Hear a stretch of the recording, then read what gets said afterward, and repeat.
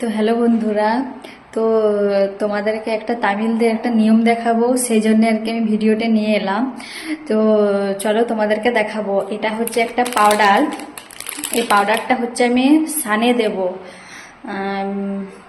কি করে বোঝাবো তোমাদেরকে?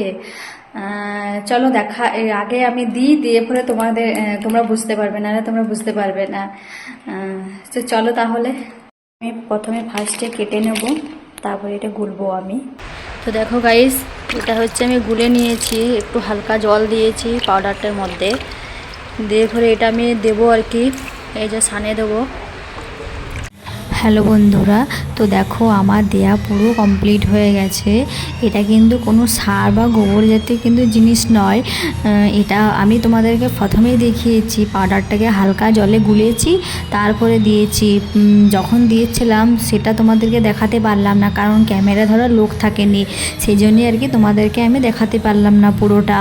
আমাদের বাঁকুড়াতে যেমন যে কোনো পুজো হোক না কেন, গ্রাম সাইডের যে কোনো পুজো হোক না কেন সার দিয়ে পরে গোটায় দেয়, কিন্তু এরা যে কোনোই পুজো হোক না কেন এরা পাউডারটাকে হালকা জলে গুলবে, তারপরে এরা গোটায় দেয়।